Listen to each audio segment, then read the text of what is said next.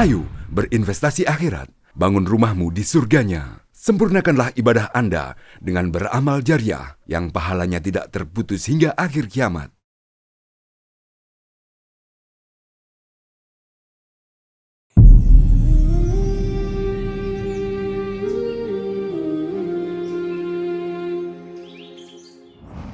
Bismillahirrahmanirrahim. Assalamualaikum warahmatullahi wabarakatuh. Waalaikumsalam. Assalamualaikum.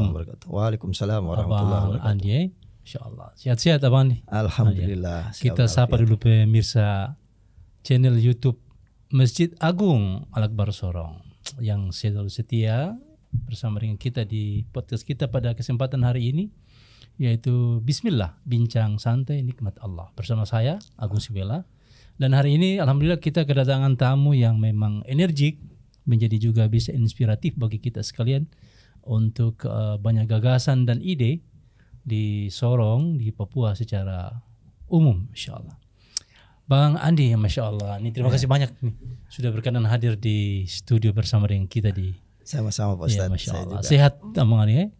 Alhamdulillah. Masya Allah. Ya. Kelihatan Bang Andi cocok kalau MSI. MSI itu ya, apa? Masih seperti itu. Oh, iya. benar. Ya, benar Pak Ustadz. Seperti itu. Dan masih seperti ini itu. Yang kita harus minta dia punya resep kelihatannya ini. Oh iya. Nanti kita share. Pemirsa, jangan kemana-mana karena nanti ada rumus atau resep dari Abang Andi kepada kita sekalian. Baik Abang Andi, ini artinya kita ingin bincang santai saja. Iya. Terkait langkah-langkah atau kiat kemudian pengalaman-pengalaman yang telah didapat selama dalam jejak selama di Papua ini. Nah, tapi kita ingin tahu dari awal, mungkin Pak Abang Andi sampai di Papua ceritanya gimana itu sampai di Papua, atau sebelum Papua kan pasti Abang Andi punya ini. Ya, gimana? Ya. Terima kasih Pak Ustadz. Saya mau sapa. Ya. Assalamualaikum warahmatullahi wabarakatuh. Assalamualaikum. Alhamdulillahirabbil alamin. Segala puji bagi Allah karena pada hari ini di kesempatan ini saya masih diberi kekuatan, kesempatan oleh Allah Subhanahu wa taala. Allahumma shalli ala sayyidina Muhammad wa ala ali sayyidina Muhammad. Ya, kita harus selalu Pak Ustadz bersalawat. Oh ya betul. Ya, karena benar. bersalawat itu mendoakan diri kita. Ya, berpulang untuk kita. Kepada kita. Ya. Dan kita dapat 10. Iya. Gitu. Masya Allah. Benar. Jadi sedikit Pak Ustadz. Dan mungkin akan jadi panjang. Ini bagus ini kalau panjang. Ini kan pengalaman, kita perlu jadi semacam pengalaman bagi kisah atau jadi acuan juga kepada pemirsa tentunya ya. Insya Allah. Saya mungkin mulai dari saya lahir. Jadi saya lahir itu di Manado. Lahir di Manado? Lahir di Manado. Karena ini Bapak panjang ceritanya ini. Karena Bapak seorang jaksa yang ditugaskan ke Manado. Berarti sempat pindah-pindah kalau gitu? Iya. Jadi dua saudara sebelum saya itu lahirnya di Makassar. Kemudian saya dengan adik saya almarhumah baru beberapa waktu yang lalu itu lahirnya di Manado. Di saat bapak saya lagi tugas di perbatasan. Iya. Bapak saya memberikan saya nama Samsul Bahri. Samsul Bahri. Sams al-Bahri. Berarti dia punya makna agak besar ini. Ya, katanya bapak saya pada saat saya lahir itu matahari mau terbenam. Dan terbenamnya itu di pantai di laut begitu ya, tidak ada pulau ya. Begitu. Jadi kemudian saya sekolah SD kelas 1 di Cokro Aminoto Bitung. Setelah pindah dari Manado ke Bitung, Bapak sudah pindah tugas di sini. Di Papua? Di Papua. Sudah pindah tugas itu di tahun berapa Pak Abang? Pokoknya saya ada di sini itu kelas 2 SD. Dan saya ingat saya di SD Negeri 2. SD Negeri 2 yang sekarang di dekat Atakwa itu? Dekat Atakwa, dekat rupanya Pak alumni Haji kalau Talib. Begitu alumni ya? Iya. Di sana saya.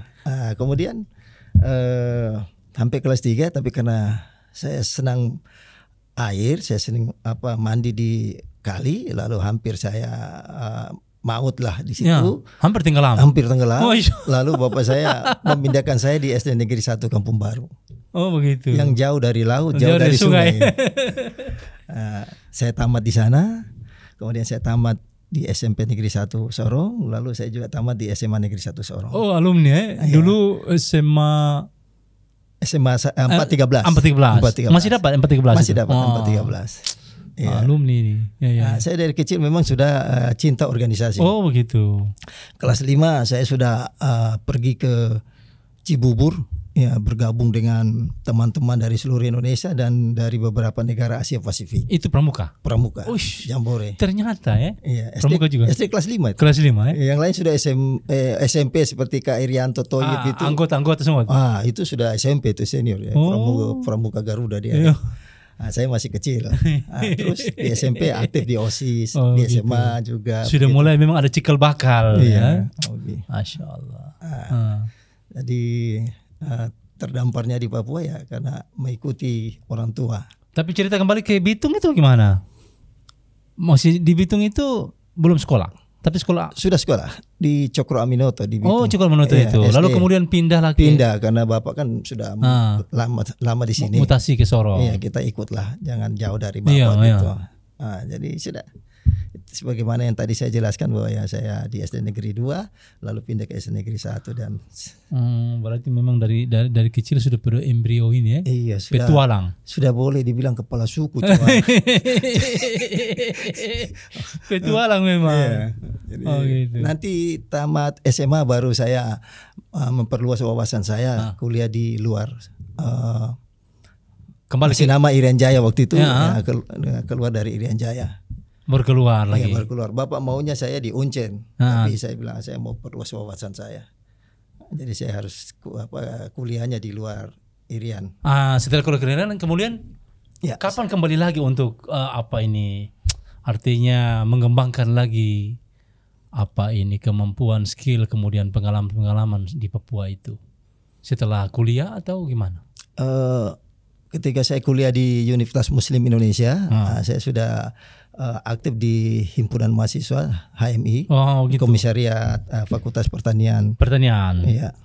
UMI. Oh begitu. Iya. Itu sudah memang terbawa dari awal, memang sudah dari SD itu saya sudah kelihatan ya. Iya. Masya Allah. Terus ya terlibat juga namanya kita mahasiswa ya, apalagi terhimpun dalam organisasi.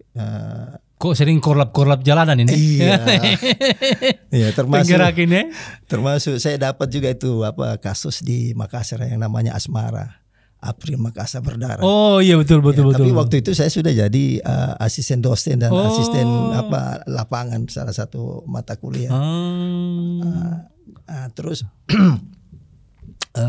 kita kan kalau di UMI dulu itu memang bukan seperti baru dibilang kampus merdeka ya. Pemerintah sekarang bilang kampus merdeka. Kalau kita memang di UMI waktu itu saya sudah mendapat kesan bahwa UMI itu adalah kampus merdeka. Dari awal itu sesungguhnya. Iya, sesungguhnya karena kita kalau mau berorasi tidak harus dilarang-larang begitu. Silakan dirikan Di zaman podium. itu tuh? Di zaman itu dirikan podium. Kemudian ya di sudut-sudut bangunan ya silakan berorasi. Siapa saja mau naik mengkritisi. Ya, yang begitu. penting ya itu damai. dulu. Ya. Tapi sekarang justru mungkin lebih tertutup apa ya, abang? Nah itulah karena Bukan lagi bilang merdeka tapi tidak merdeka. ya tidak merdeka. Jangan-jangan seperti kita nih bangsa ini. Ya. Merdeka ke dalam tidak merdeka di dalam tidak merdeka. Oh begitu Ustaz? Iya. Iya. Jadi setelah itu baru kembali lagi ke Papua. Iya. Jadi setiap cuti kuliah liburan itu saya sering menemui orang tua, apalagi waktu itu kan sudah ada kapal putih masih baru, jadi enak kayak betul. Kapal pesiar waktu itu iya. Sering balik-balik ya. Terus lalu setelah saya selesai ya kemudian saya mendaftar di beberapa perusahaan yang memang saya diterima. Satu contoh misalnya di Katapang waktu itu di perusahaan Malaysia, ibu saya larang. Oh sempat dilarang. Alasannya? Di sana katanya banyak nyamuk. Oh. Iya. Ketapang itu di mana dulu? Katapang Kalimantan. Oh di Kalimantan. Iya. Oh. Sekarang kan sudah jadi Kalimantan Kaltara. Iya begitu. Provinsi baru tuh ya. Tapi yang namanya kita anak muda waktu itu saya tidak dengar ibu saya punya permintaan jangan. Saya bilang apa bedanya saya di Papua waktu itu Irian banyak nyamuk, iya kan? Iya, sama begitu. Saja sebetulnya. Hutan juga. Ya. Tapi tetap saja saya berangkat dengan kapal Cimahi. Juga jadi berangkat. Ya karena dari sekian banyak orang cuma 6 dan saya ditunjuk jadi koordinator. Dari 6 orang itu ada 3 dari Unhas, 3 dari UMI. Ditunjuk jadi koordinatornya.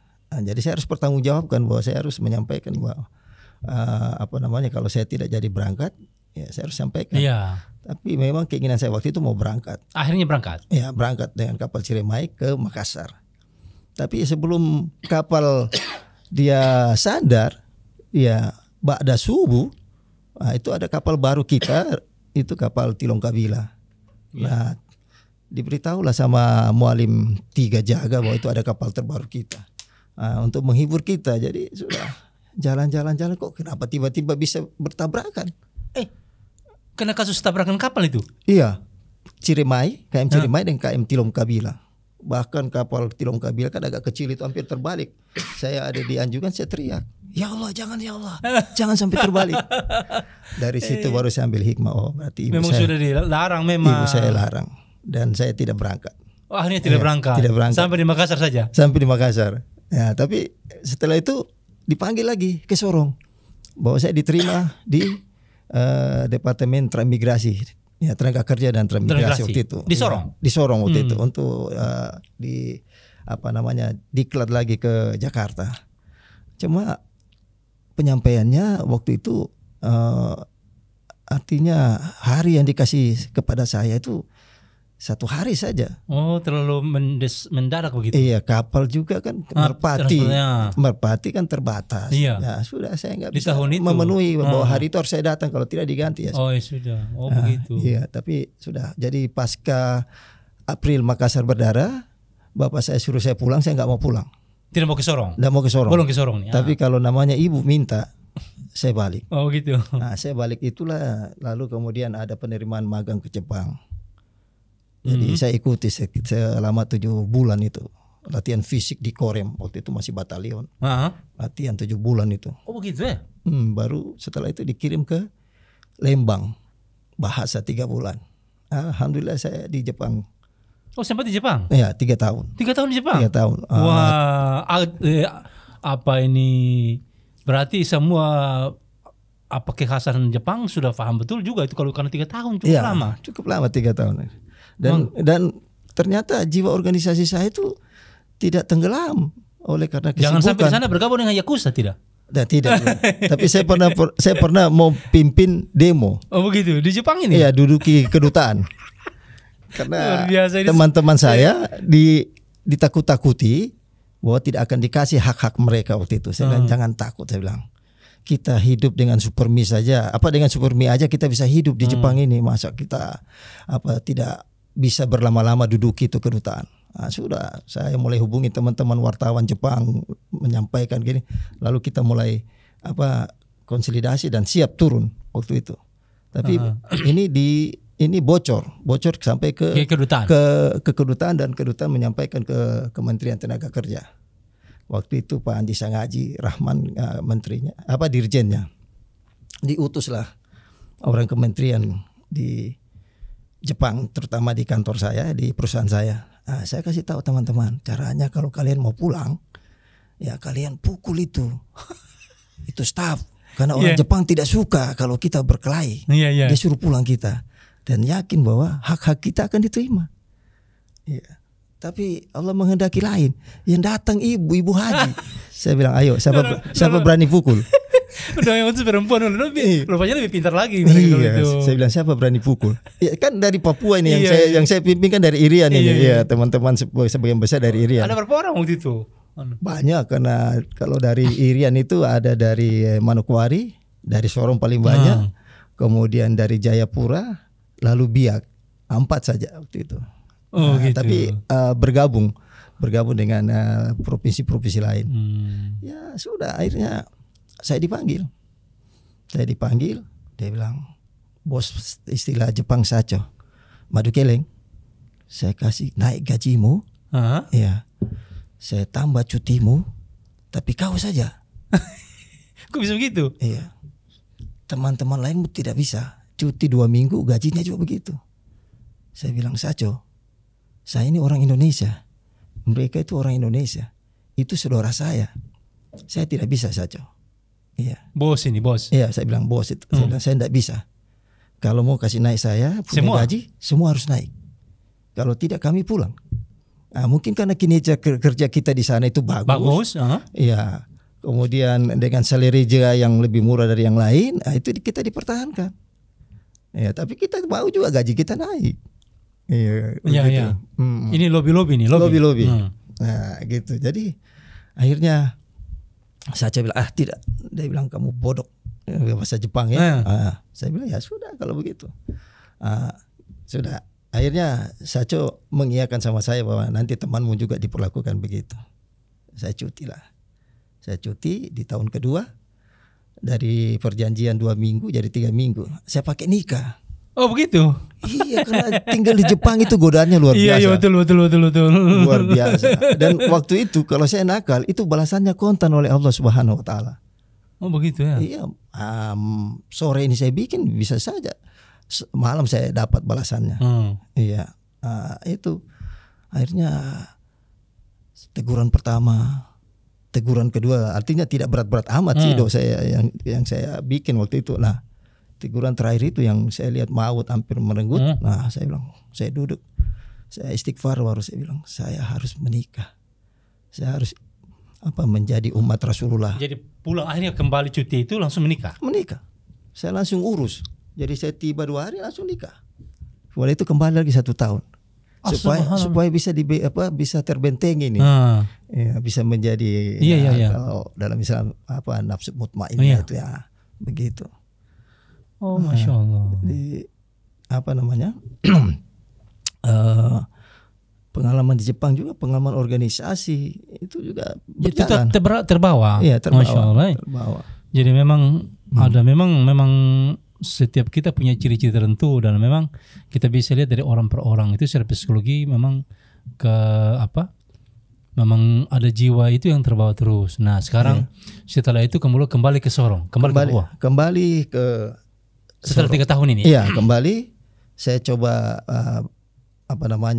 membangun jaringan di Makassar tapi tidak bisa. Memang saya harus kembali ke Sorong. Ke Sorong adik saya panggil ke Timika. Oh, sempat ke Timika juga? Ke Timika.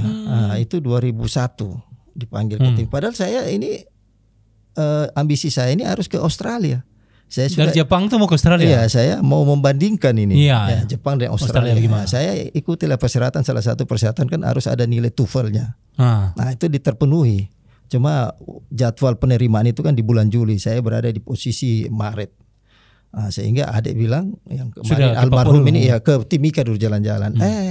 Ternyata di sana kan baru pemekaran dari FAK. Iya, betul. Kantor-kantor banyak membutuhkan tenaga sarjana. Saya diterima di KIP, Kantor Informasi Penyuluh Pertanian.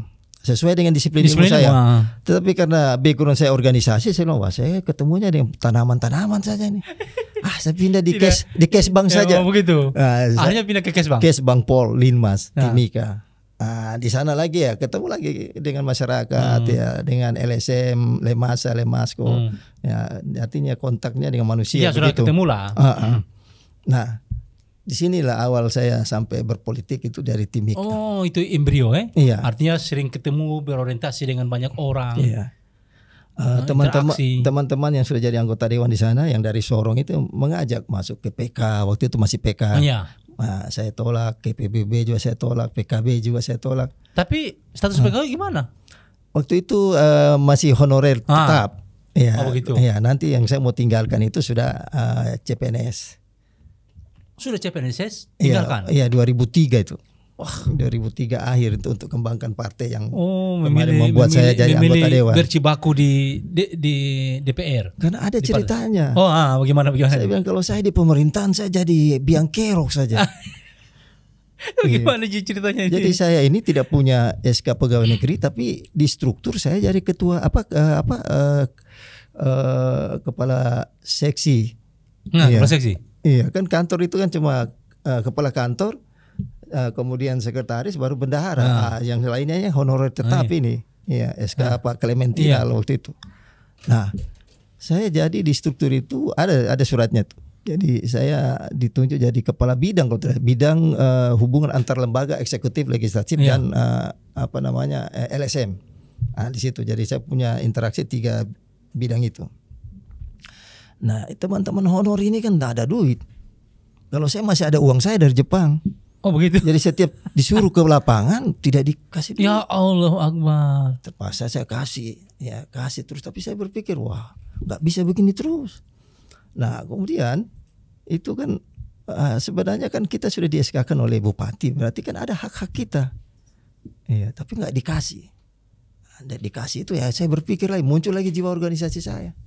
Nggak bisa begini. Diam-diam saya carilah buku induk APBD. Saya cari, saya dapat. Saya panggil wartawan. Saya tanya, kira-kira kalau sumber informasi ini kalau sampai harus terseret-seret di pengadilan bagaimana posisinya? Dia bilang aman, dilindungi undang-undang nomor 4 waktu itu, undang wartawan. Oke. Ini jangan sampai pelapor yang dapat jadi korban ulang tuh. Ini pelajari dan expose. Sudah diekspos mulai ribut. Iya ribut. Ini bendahara juga saya kasih tahu bendahara, saya tidak sebut nama, saya bilang saudara, ya adik saya itu kan di bagian pemeriksaan. Itu kalau dia turun ini temuan. Anda berada di posisi sangat rawan terancam. untuk dipecat ya dari pegawai. Ya jadi sebaiknya cepat cari dananya. Ya karena kan sudah jelas itu wartawan tulis cari dananya dan bagikan hak-haknya itu. Wah sudah 2 hari kemudian kita dipanggil. Jadi yang lain-lain dibagikan, saya lihat ada yang terharu menangis. Saya juga ikut terharu karena waktu itu mau Natal kan. Jadi ada yang bilang aduh ini uang Natal ini. Jadi ceritanya begitu ya. Dari situ saya bilang tidak bisa. Saya biang kerok. Lebih bagus saya di luar daripada saya jadi pegawai negeri. Iya. Itulah sehingga teman bilang ada Pak. Dari situ mulai beralih ke dunia politik. Lalu saya hengkang ke Sorong. Ini kembali ke Sorong. Ya ke Sorong dan saya kembangkan partai. Alhamdulillah 2004 saya jadi anggota dewan. Betul. Iya. Mulai dari situ tuh perkembangan. Tapi memang nilai-nilai semangat juang sudah terbentuk memang dalam menegakkan nilai-nilai kebenaran, kebaikan itu. Itu yang harus dipertahankan, betul. Spirit of fight. Ya. Atau mungkin gelora jiwa. Ya. Kalau bahasa Inggris kan spirit of fight, semangat juang. Kalau mungkin yang tren sekarang ini ya gelora jiwa. Bergelora. Iya. Disertai cinta juga. Iya. Jadi tapi kan setahu saya Abang Ani kan juga artinya dari posisi di dalam pergerakan kemasyarakatan, keumatan juga banyak kan sibuk menyibukkan diri di kegiatan-kegiatan keagamaan. Artinya bahwa kompilasi antara semangat politik ke partai maupun organisasi juga tidak ketinggalan semangat keagamaan. Abang Andi kan sampai saat ini sekretaris Dewan Masjid. Ya, sekretaris Dewan Masjid Indonesia Kota Sorong. Dan dulu pernah menjadi sekretarisnya Pak Ustadz. Sekretaris Badan Kesejahteraan Masjid. Iya, betul. Agung Akbar Sorong. Pak Ustadz kan sekretarisnya saya wakil. Iya. Betul. Jadi memang ada beberapa teman, termasuk Pak Ustadz juga mengatakan bahwa jangan cuma di organisasi dunia saja. Benar. Akhirnya seperti dulu saya dipercaya jadi sekretaris Ikatan Persaudaraan Haji Indonesia. Bahasanya begitu sama Pak Haji Sabudin gitu. Ya. Tapi memang semangat keagamaan itu terbentuk di lingkungan keluarga juga. Iya, sudah dari dulu ditanamkan itu. Ditanamkan itu. Ya, walaupun sibuk-sibuk apapun, persoalan keagamaan tetap jadi prioritas dalam keluarga. Iya, karena itu itu tadi semangat itu. Iya. Ya, bisa tumbuh dari keagamaan itu. Kalau itu redup maka ya kita berpengaruh semua. Iya, berpengaruh semua. Benar. Seperti sekarang ini Pak Ustadz saya rasa kan sholat subuh saya ini sering terlambat. Oh begitu. Berarti masih mengakui itu namanya pengakuan dosa. Jadi saya harus lebih semangat. Saya minta kepada Allah, ya Allah, ya jangan tinggalkan saya, jangan biarkan saya, berilah saya semangat untuk tetap beribadah kepada Allah. Dan dimintakan kepada Allah, dikuatkan, istiqomahkan dalam ikhtiar. Iya. Masya Allah. Itu. Nah, untuk kegiatan organisasi kan banyak, termasuk di KKSS ternyata, Iya. Nah, kalau di KKSS bagaimana sebat terjang di KKSS ini? Nah, sekarang ini kan Papua Barat Daya segala macam. Iya. Pak Ustadz, jadi pada saat KKSS Irian Jaya Barat mau dibentuk, saya salah satu. Waktu masih Irian Jaya Barat. Masih Irian Jaya Barat, masih Pak Bram jadi gubernur itu, gitu kita sudah bentuk bersama-sama beberapa teman. Ya ada teman yang masih hidup sini, ada Pak Muharudin Abu, ada Pak Arlang, Kemudian ada Pak Rizal Majid, anggota DPRD provinsi waktu itu, dan saya anggota DPRD kota waktu itu. Nah, kita bermusyawarah wilayah di sana. Nah, sebelum berganti menjadi Papua Barat, ya, otomatis KKSN-nya juga berubah menjadi KKSS Papua Barat. Iya, betul. Nah, saya sudah memang mengambil posisi sebagai wakil sekretaris di situ. Tadinya mau diplot jadi sekretaris, saya bilang saya bukan orang Manokwari. Saya kalau diberi kepercayaan itu harus full. Nah, saya khawatir saya tidak bisa amanah, jadi biar saya di posisi wakil sekretaris karena saya sering-sering akan pulang ke Sorong. Nah, sampai musfil berikutnya dengan nama sudah Papua Barat, saya tetap di posisi itu. Kemudian diberi satu tanggung jawab lagi. Kalau itu kan SK pusat. Nah, kalau ini SK dari BPW, saya menjadi koordinator wilayah Badan Pengurus Wilayah KKSS Papua Barat untuk Sorong Raya, Korwil Sorong Raya. Sorong Raya sekarang jadi Papua Barat Daya. Ya, sekarang jadi Papua Barat Daya. Ya. Nah, jadi kalau ada badan pengurus daerah yang stagnan, yang mungkin dibekukan, nah itu saya pasti dipercayakan untuk turun jadi karateker. Jadi ketua karateker. Jadi pernah jadi karateker di Sorong Selatan, kemudian Kota Sorong, lalu kemudian Tambrau. Kalau di Raja Ampat cuma supervisi saja karena masalah bisa diselesaikan. Iya. Jadi saya sampai sekarang sebagai koordinator wilayah Sorong Raya yang sekarang sudah jadi Papua Barat Daya. Oh begitu, Iya. Masya Allah. Memang berarti sepak terjang Abang Andi ini luar biasa memang, karena memang sudah ada embrio dari awal memang cikal bakal kepemimpinan ya. Nah, di samping di sosial kemasyarakatan, keumatan, ya kita dengar juga Abang Andi ini aktif di partai, dan sekarang bergerakkan di partai apa ini, Abang? Pak Ustadz, izin saya sedikit kilas ke belakang. Iya, jadi pertama kali saya berpartai politik masuk dunia politik. Iya, itu di kelas 3 SMA. Di SMA? Itu saya sudah mengantongi kartu anggota Golkar, kan bapak saya kan Golkar waktu itu kan 3 partai. Iya. Kan cuma 3 saja ya? Iya. Golkar, PDI, P3. Nah, itu saya selalu bantu bapak saya. Itu masih dibagi-bagi tuh embling ya. Embling itu saja ya yang besi ya, itu saya bagi-bagi sesuai orang saya suka, kan banyak gitu untuk bagaimana memenangkan Golkar waktu itu. Iya. Nah, udah itu sampai saya kuliah di UMI itu kartu anggota saya masih ada. Dan saya sempat ikut beberapa kegiatan Golkar, misalnya seperti di diklat karakter des Golkar. Kemudian saya masuk sayap-sayap. Kan banyak sayap-sayap Golkar waktu Golkar ya, termasuk Soksi. Saya ikut, saya pengurus di kecamatan, salah satu pengurus di Soksi. Kemudian ketua saya waktu itu adiknya Baramuli, Baramuli ya, itu saya di situ di Soksi. Kemudian setelah pulang dari Jepang, saya masih Golkar. Terus nanti saya kembangkan Partai Persatuan Demokrasi Kebangsaan pimpinan Pak Prof Muhammad Rias Rasid dan Andi Malarangeng. Baru ya saya sudah tidak menganggap bahwa diri saya bukan Golkar lagi, saya PDK. Begitu. Dan saya jadi anggota dewan. Anggota dewan di tahun. Anggota dewan 1 periode, tapi saya pimpin partai itu ada 3 periode. Meskipun 1 periodenya itu sudah tidak menjadi partai peserta pemilu ya, cuma 2 tahun saja. Kemudian setelah itu saya diterima oleh teman-teman di PDIP. Nah, saya melihat memang PDIP dengan PDK karena demokrasinya, saya memilih ke PDIP. Nah, saya 12 tahun di PDIP. Oh gitu. Ya, jadi anggota.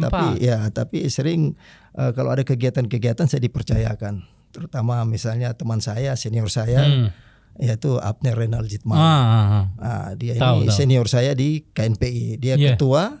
Pak Ustadz kan sekretarisnya waktu itu, saya kan cuma ketua OKK.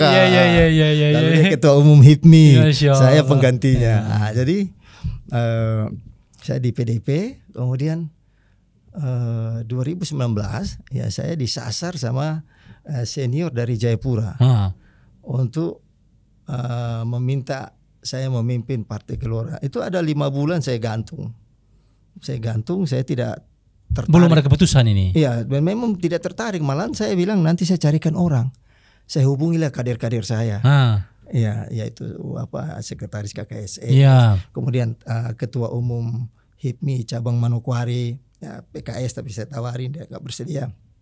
Teman juga yang pernah jadi ketua 2 kali wilayah Partai Bulan Bintang juga tidak bersedia.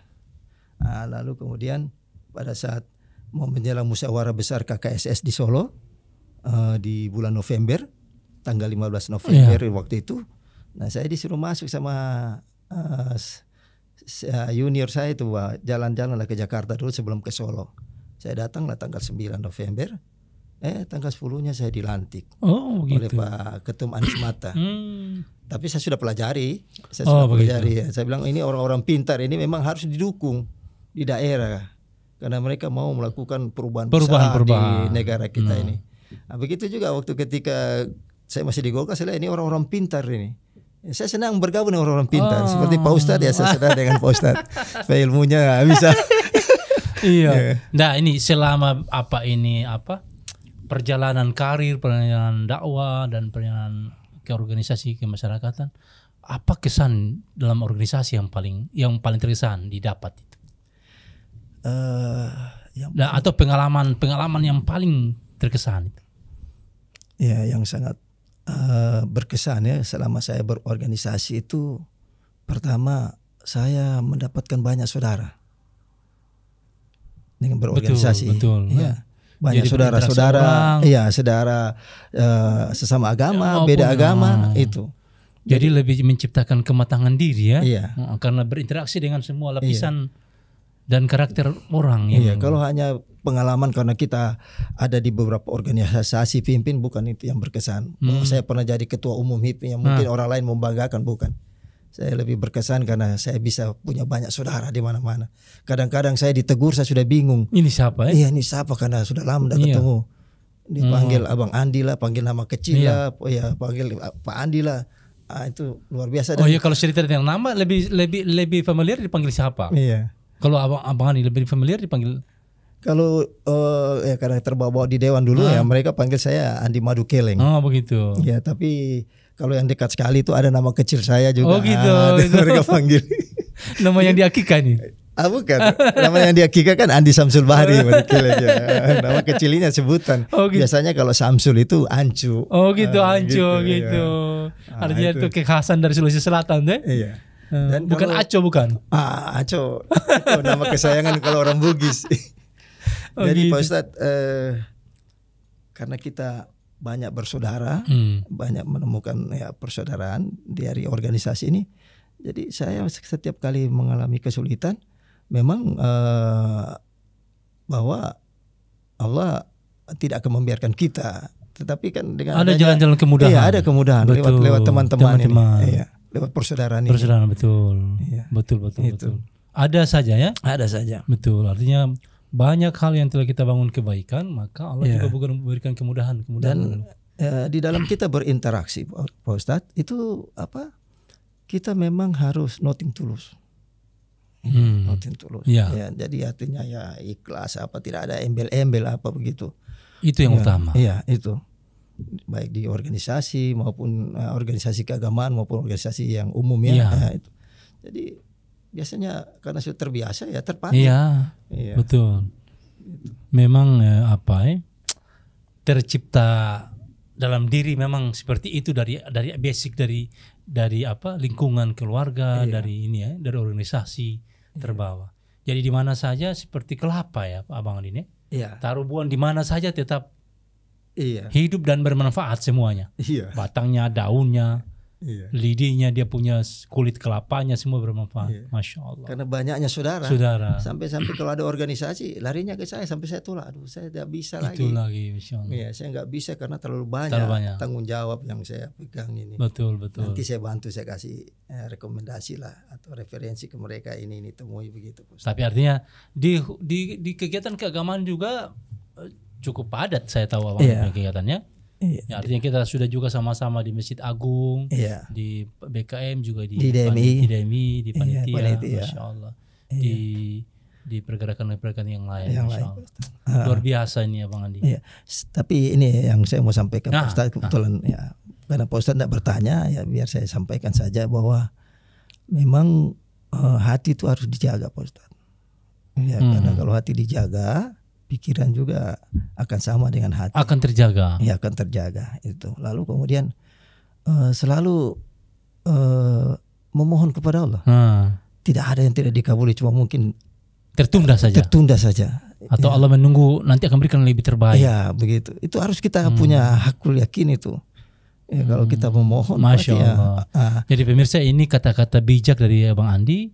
Tetap jaga hati agar pikiran juga terjaga. terjaga. Ini kata-kata kunci sebetulnya. Tetap jaga hati agar pikiran kita juga terjaga. Kalau hati kita jaga, pikiran kita juga akan jadi baik ya Bang. Betul. Karena kalau hati kita tidak terjaga, nanti semua jadi tidak baik, pikiran jadi tidak baik. Akhirnya kepada orang lain juga berpikir tidak baik, berprasangka buruk. Masya Allah, barakallah. Abang Andi, ini kita sebetulnya rindu mau bicara panjang ini, cuma kita dibatasi oleh waktu. Mudah-mudahan Allah pertemukan kita di kesempatan yang lain. Dan ini pengalaman-pengalaman pemirsa menjadi inspirasi bagi kita semua untuk bisa ini jadikan sebagai acuan lah paling tidak, atau ini sebagai pendorong untuk kita sama-sama berlomba-lomba dalam kebaikan. Karena pesan agama fastabiqul khairat, berlomba-lomba dalam kebaikan. Itu dia. Terima kasih Bang Andi telah bersama dengan kami di studio, dan nanti kita obrol lagi kalau ada waktu, kita undang lagi, jangan canggung-canggung, jangan siapkan waktu untuk kita insyaallah. Terutama khusus temanya itu spirit. Siap. Spirit of fight. Baik. Jiwa yang bergelora. Baik. Oke. Baik. Abang Andi, terima kasih banyak. Assalamualaikum warahmatullahi wabarakatuh. Waalaikumsalam Bisa kita warahmatullahi kembali. wabarakatuh. Semoga Allah pertemukan kita di pertemuan berikutnya. Amin. Baik. Terima kasih. Ayo dukung media dakwah Masjid Agung Al-Akbar dengan ikut berdonasi pengadaan alat multimedia dan operasional dakwah. Usia boleh terputus, pahala jariah mengalir terus.